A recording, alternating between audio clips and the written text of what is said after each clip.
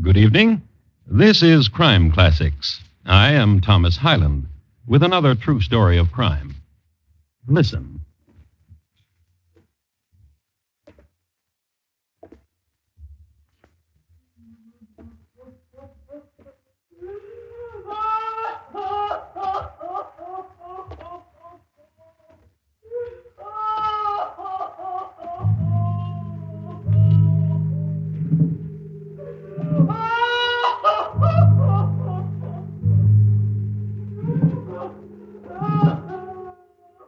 This is a dream. This is a portent. This is the shape of things to come. A man dreams of walking down a vaulted and empty corridor.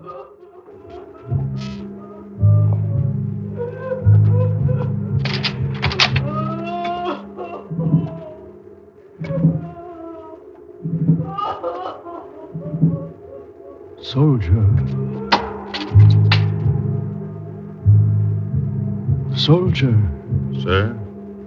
who lies dead here? Look for yourself, sir.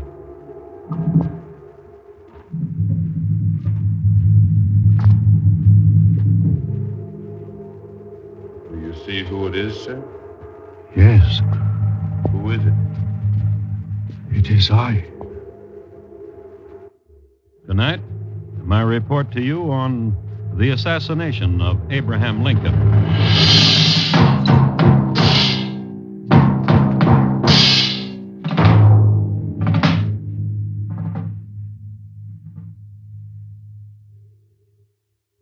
Crime Classics, a series of true crime stories from the records and newspapers of every land, from every time. Your host each week, Mr. Thomas Hyland, connoisseur of crime, student of violence, and teller of murders.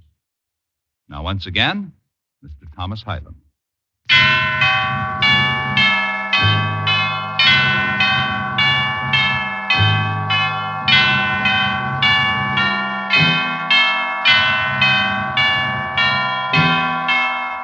It was April in 1865, and it was Washington, D.C. A hero had come into the city.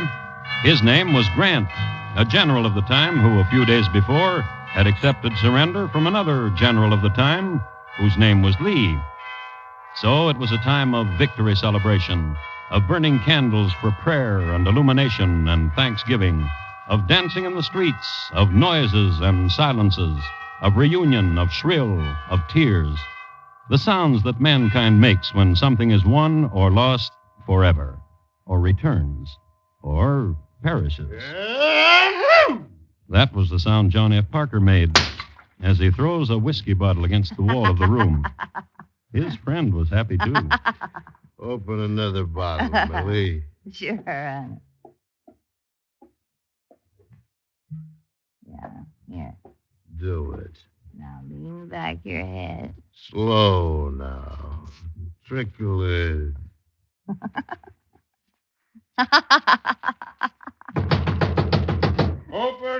Open.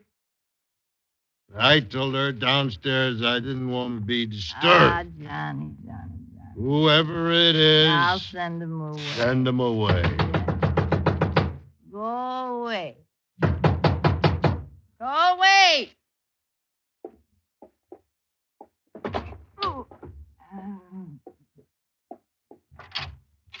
Go away. Is John... Go away. Get out of my way. Get up, Parker. William, you got no right to...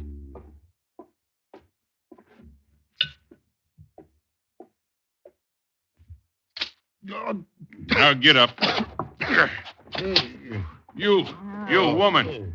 What do you want? Where's this stuff? There. No. Let's go, Parker. What for? You got duty tonight. Oh, no. You're guarding President Lincoln.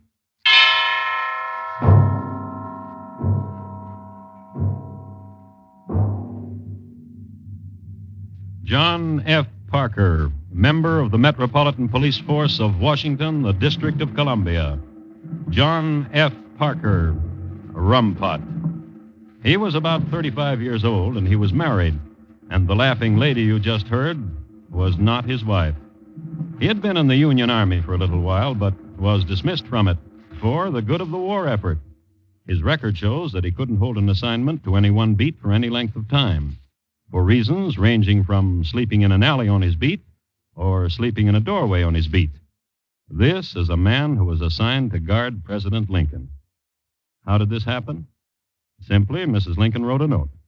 To Provost Marshal James R. O'Beirne, this is to certify that John F. Parker, a member of the Metropolitan Police, has been detailed for duty at the Executive Mansion by order of Mrs. Lincoln. Why did Mrs. Lincoln write such a note? No one ever asked her, so I can't say. But we know that John F. Parker, more or less sober, appeared at the White House, and he and Mrs. Lincoln had a small chat. There are rumors, of course, Mr. Parker. You must have heard them. Rumors, ma'am? About Mr. Lincoln. About Mr. Lincoln, ma'am? That there are conspirators, and attempts will be made on his life. Yes, ma'am. Ma'am, Yes, Mr. Parker? may I ask a question? Of course. Why was I selected to bodyguard Mr. Lincoln? Because... Mary, prevail upon him. Prevail upon him. Well, what's the matter, Mr. Lincoln? General Grant here. He's changed his mind. That's right, Mrs. Lincoln, I have. Prevail upon him, Mary. Oh, well, surely, General, the people are expecting you. All over Washington, they expect an appearance from you, and at the theater tonight... It's impossible. But suddenly you tell us it's impossible. Why? I'm going home. I'm going to Burlington. But tomorrow you can go to Burlington. Tonight. General, Ma'am? even the newspapers headline your name above Mr. Lincoln. Surely for such a privilege you would not I've disappoint... been long from home, ma'am. Yes. Yes, you have. Goodbye, Mrs. Lincoln. Mr. Lincoln. Yes. Goodbye. Goodbye. Troubles me. What does? So suddenly he changed his mind. Strangenesses are... Mr. Lincoln, Yes, Mary. this is your guard. His name is John Parker. How do you do, sir? Mr. President. I did not wish to appear rude, sir. In truth, I did not see you. This, You may go, upsetting- Mr. Parker.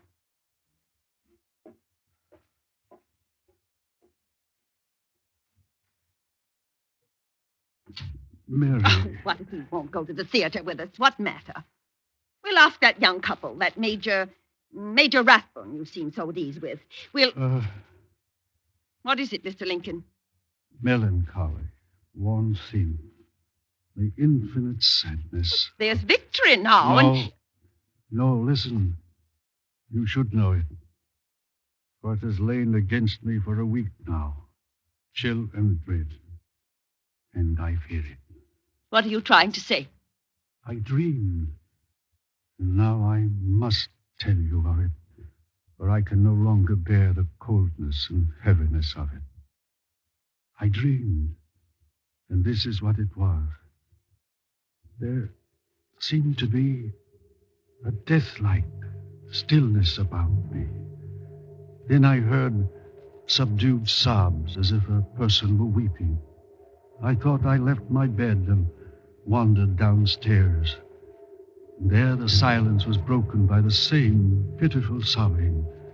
But the mourner wasn't visible. I arrived at the East Room, which I entered. There I met with a sickening surprise. Before me was a catafalque on which rested a corpse, wrapped in funeral vestments. Around it were stationed soldiers who were acting as guards. Who lies dead here? I asked one of them. He bade me look for myself.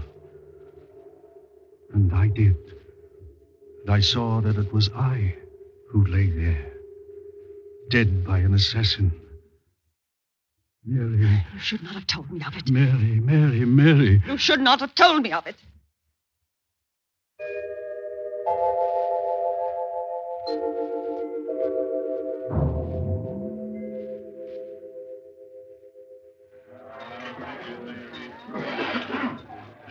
Famous man you'll be. Nah, Mary. And we'll drink to it. Bartender, hand us back the bottle. Ah, pour me, famous man. I will. But such a toast. It's nothing but another duty. To guard a president. Now we'll drink. Everybody! Everybody! Shush you, Millie. John here's gonna guard the president. You just sit down, Millie, and shut up. Oh, no. Just drink and shut up. No. John, What do you want? how come I saw in the paper what I did What are you talking about? today in the newspaper? About what? A report on the telegraph that was in the paper. A newspaper in New York had it that Mr. Lincoln was murdered. He was murdered yesterday. What? It's the truth. What it said right in the newspaper, the president had been assassinated. That's crazy. Well, I saw it. You get a newspaper. You'll see it, too. Mischief. That's what it is. Drink your drink.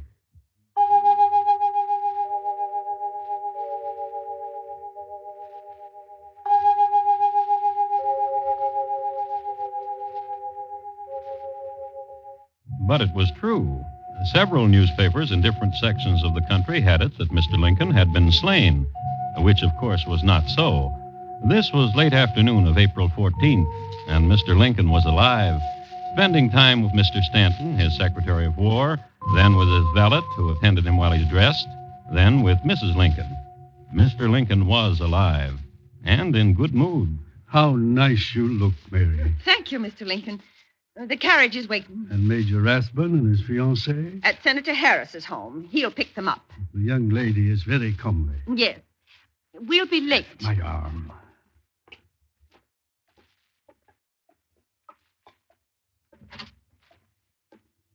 Thank you, Mr. Parker, sir. Mr. Parker. The driver knows where to go, does he not? Ford's Theater. Ford's Theater.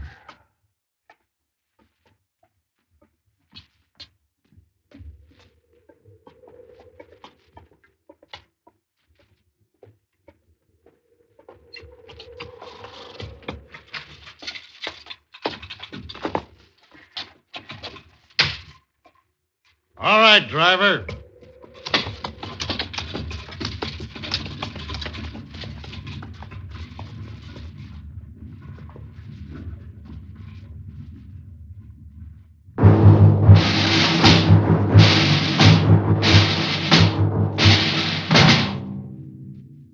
It was a raw night, and before they reached the theater, it drizzled a little, then stopped. And all over Washington, tens of thousands of candles burned. Backdrop for victory, for celebration, for remembrance. Backdrop for tears.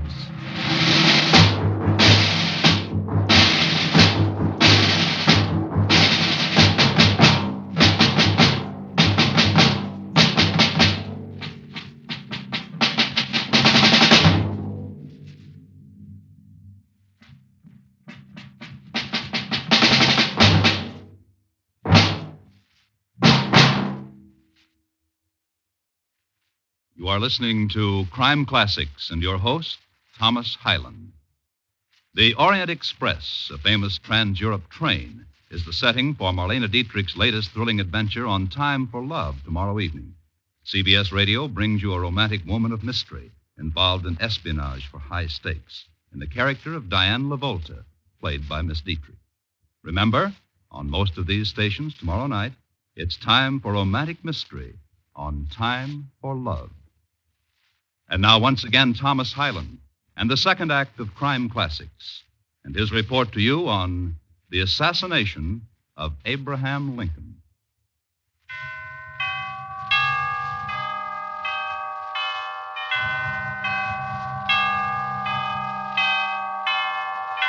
I would like to speak to you briefly about what I consider to be a fairly uninteresting play. It's called Our American Cousin, a drama in 3 acts by Tom Taylor. There were characters in it with such names as Lord Dundreary, Captain de Boots, Mr. Buddycombe, and Mrs. Mount Chessington. I would like to give you an example of the kind of entertainment the play provided. One of the ladies says, Why, Papa, it's a letter from my dear brother Ned. He writes from Brattleboro, Vermont, that he's quite well and just come in from a shooting excursion with a party of crows. Splendid fellow, 6 feet high. And Lord Dundreary answers to the effect that he is amazed to hear of birds 6 feet high, that they must be tremendous animals indeed. And the actress answers, Oh, I see what my brother means. A tribe of Injuns called crows, not birds.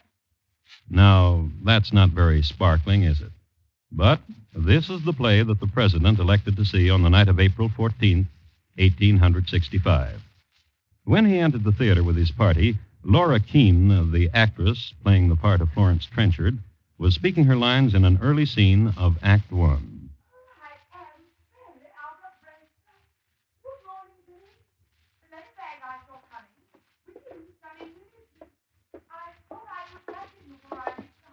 Thank you, Mr. Ford.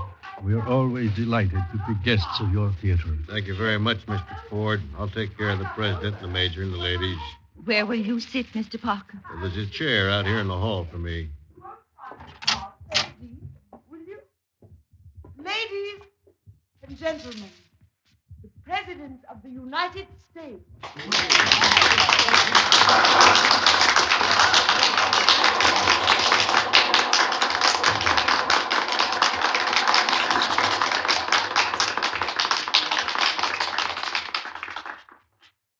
You sit there in the rocker, Mr. President. Mrs. Lincoln, the major, and you, lady. Right there. And if anybody wants anything, I'll be right outside in the hall. I thought I could catch him before I reached the house. So off I started. I forgot to in or over. I got over to the head, got in. I wish you'd speak out for it. You won't find it hard to listen. Me? Fishing for an act? Don't you take me for an angler? Give me the letter. Now, John Parker was a fidgety man, and he knew it. So, to soothe the fidgets, he had a bottle tucked away.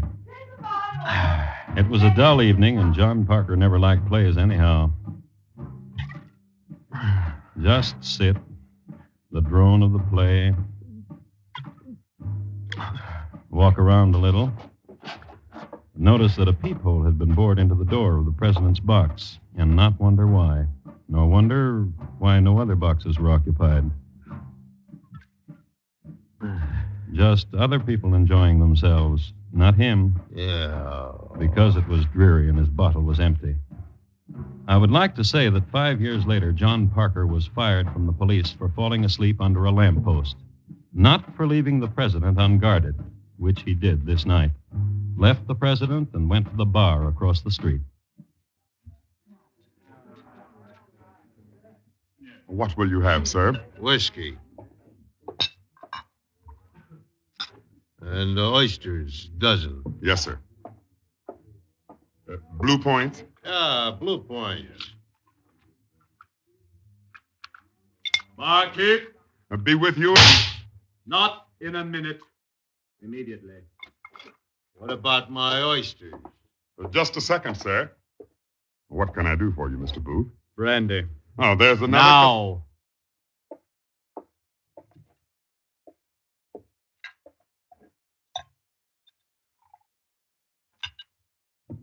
Here's your money. The change is yours, barkeep. Thank you, Mr. Booth.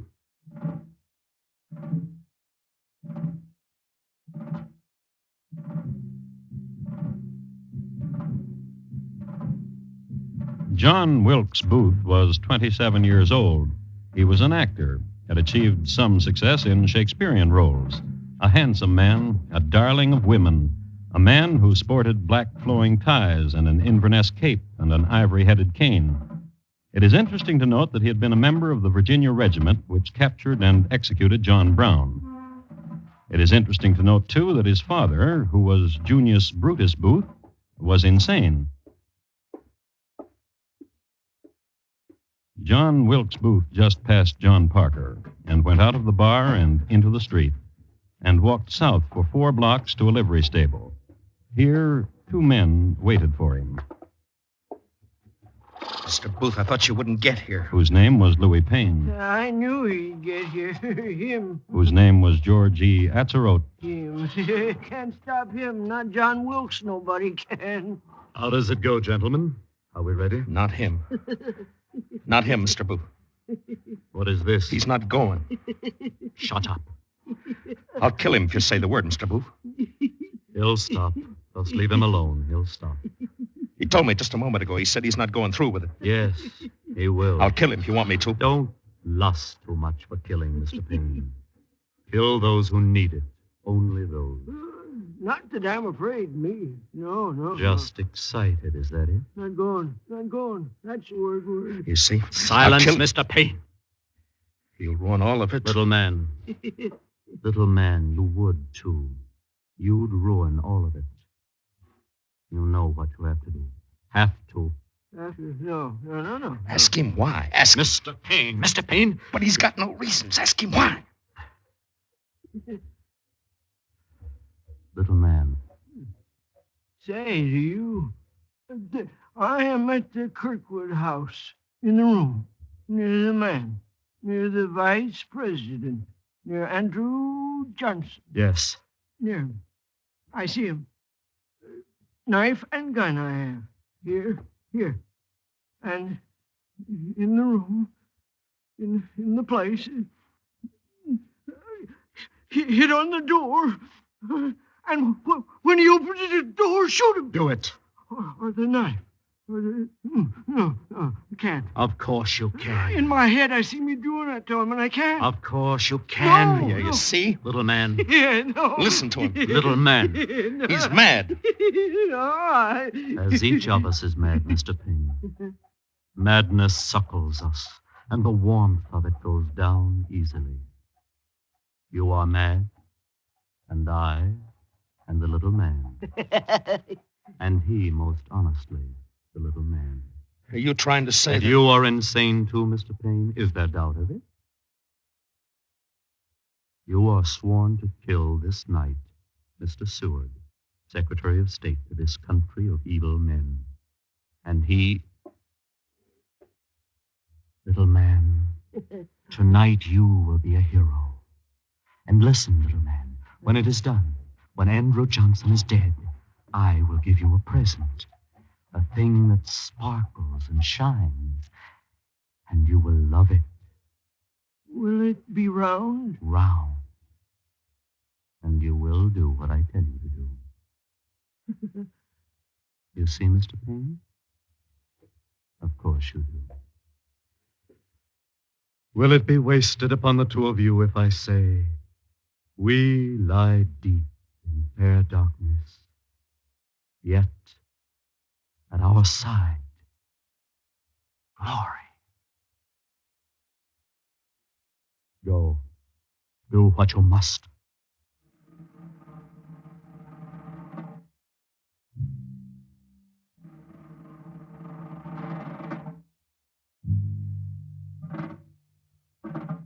And each of them took a horse from the stable and rode away.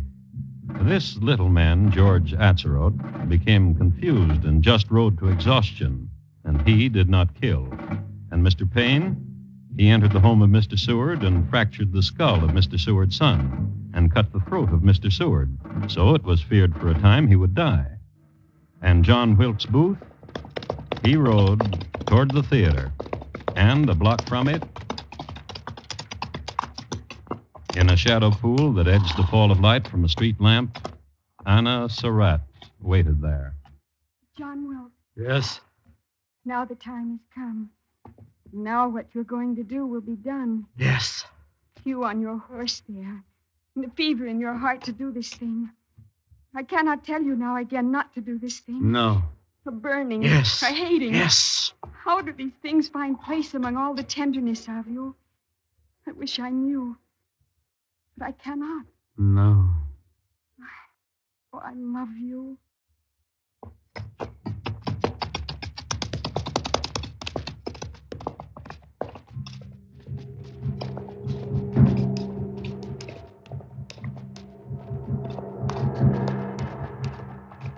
And now only a small way more, 1 block more, and John Wilkes Booth rode it.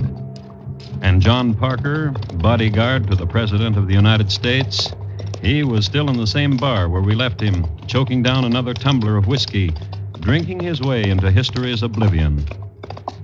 Then Booth was at the theater.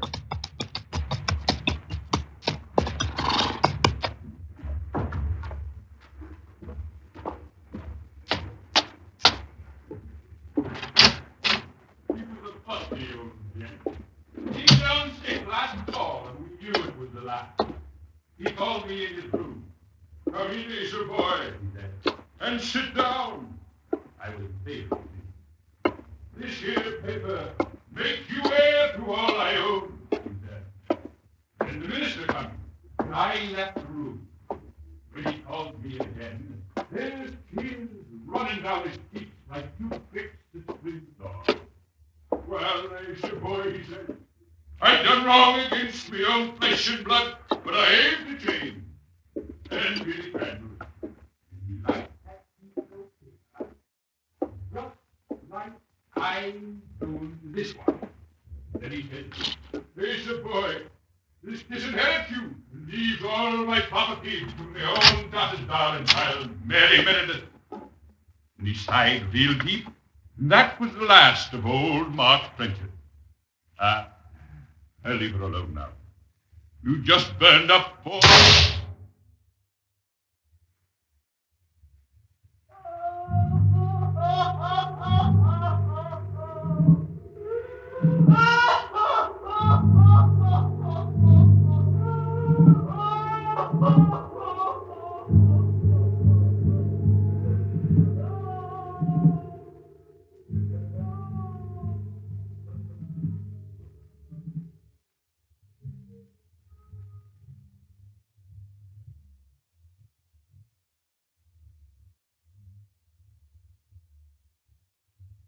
In just a moment, Thomas Hyland will tell you about next week's crime classic. Abraham Lincoln, tonight's crime classic, was adapted from the original court reports and newspaper accounts by Morton Fine and David Friedkin. The music was composed and conducted by Bernard Herrmann, and the program is produced and directed by Elliott Lewis. Thomas Hyland is portrayed on radio by Lou Merrill. In tonight's story, Herb Butterfield was heard as Lincoln, Jack Edwards as John Wilkes Booth, and Clayton Post as John Parker. Featured in the cast were Irene Tedrow, William Conrad, Mary Jane Croft, Betty Lou Gerson, Sammy Hill, Barney Phillips, Roy Glenn, and Junius Matthews. Bob Lamont speaking. And here again is Thomas Hyland.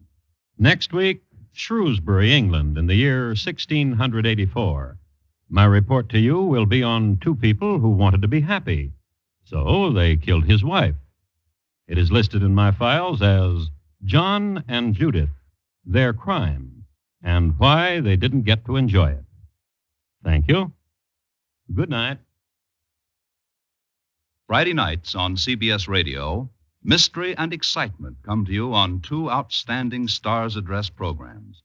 Mr. Keene, Tracer of Lost Persons, and the 21st Precinct. Join the old investigator, Mr. Keene, taking on his latest baffling murder case. And follow Captain Kennelly and his hard-working policemen in the 21st Precinct on their latest rounds operating against criminals, killers, vagrants, and swindlers, all in the line of duty. They're on most of these same CBS radio stations this Friday night.